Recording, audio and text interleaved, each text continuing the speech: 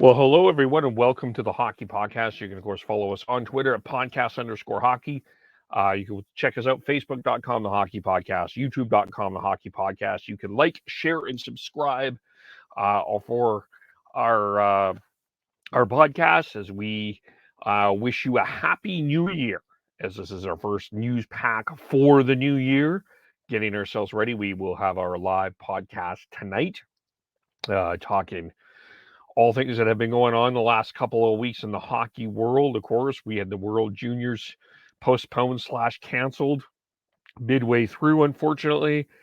We've had some other stuff happen as well. So we'll get to some of the news of the day here that is going on, and we'll touch on some of this. We'll talk about some of this stuff more throughout for tonight.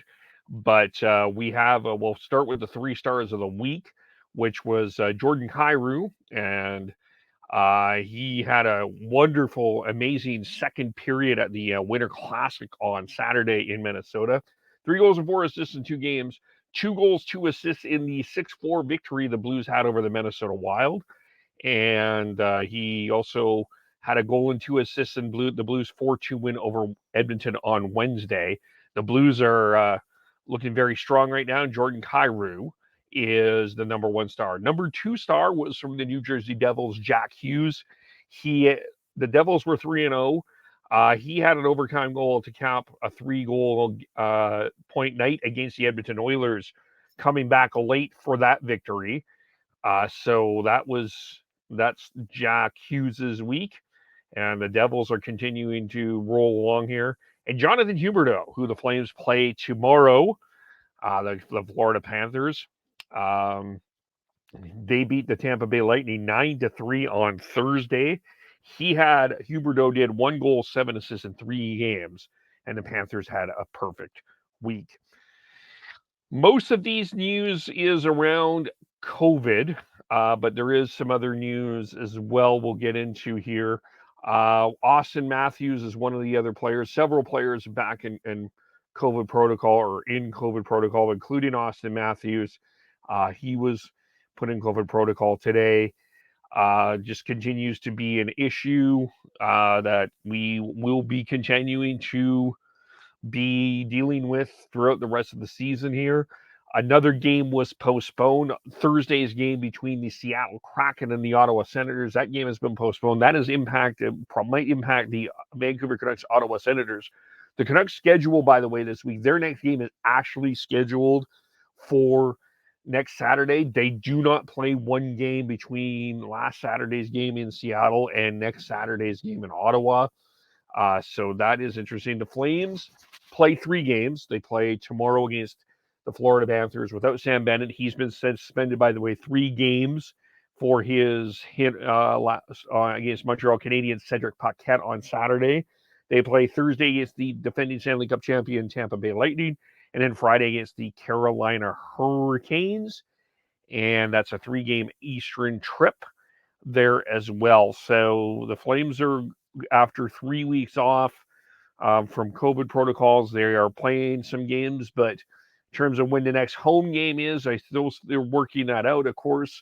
Working out the schedule for some of these games that have been postponed. So we're still kind of waiting on seeing on that part of it.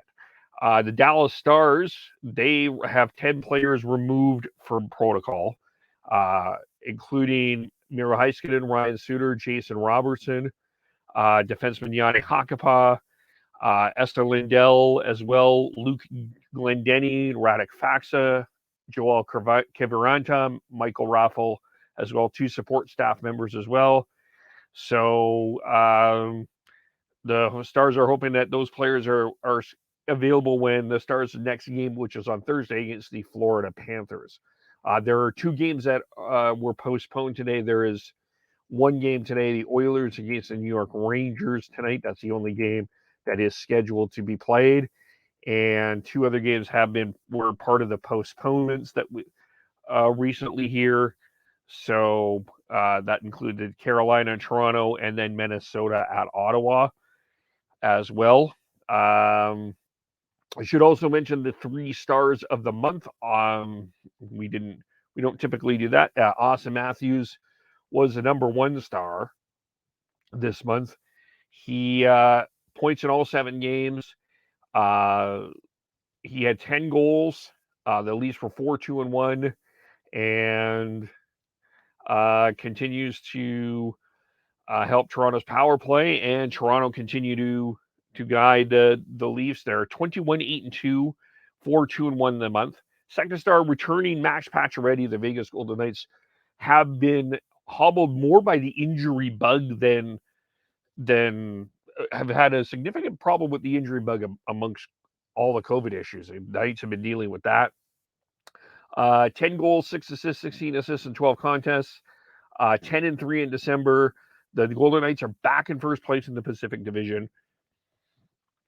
Pacioretty had a 7-goal streak to open the month. He is getting it back together there. 12, 9, 21, 16 total outings this season. Pacioretty and the Vegas Golden Knights. And the third star is Thatcher Demko of the Vancouver Canucks. And certainly the Canucks have turned it around for sure. Demko was 7-1 with a 1.72 goals against average, 946 save percentage in 1 shutout, 8-1-1 in December. Of course, 7-0 under Bruce Boudreau. They lost their first game in a shootout on Thursday against the Los Angeles Kings, but they have gotten a point, at least 1 point in every game since Bruce Boudreau has taken over as coach. Some injury news as well that to touch on here. Cam Talbot had a rough night for the Minnesota Wild on the Winter Classic, and it turns out he was injured. He did not come out in the third period. He's not going to play against Boston. Kaapo Kähkönen took the relief there. Goalie Andrew Hammond was gone. Unsure what exactly the injury is, but Talbot is out, and that's another significant injury for the Minnesota Wild, as they were without Jared Spurgeon and Joel Eriksson-Ek as well, and they continue to be without them. As we look at the standings, by the way, in that division, the Central Division here, as I just pull this up here, the Blues lead the way with 43 points. The Wild are 3 points back, and in between is, that might surprise you, but it is the Nashville Predators at this point. One thing to keep an eye on when we are looking at standings, though, is there are games in hand and issues like that. The Colorado Avalanche have 5 games in hand on both St. Louis and Nashville, and sitting in fourth, 3 games in hand against the Minnesota Wild. So that's a pretty significant injury there. And in some Flames news as well to touch on, we'll start with what we talked about this last week. We may get into this a little bit more, but the official word came down that the arena deal that Mayor Jyoti Gondek tweeted about has been terminated. It was official today, according to Scott Dipple, CBC Scott at Twitter. The city's arena deal with the owners has been. I'll start with the quote here. It's official. The city's arena deal with the owners of the Calgary Flames has been terminated.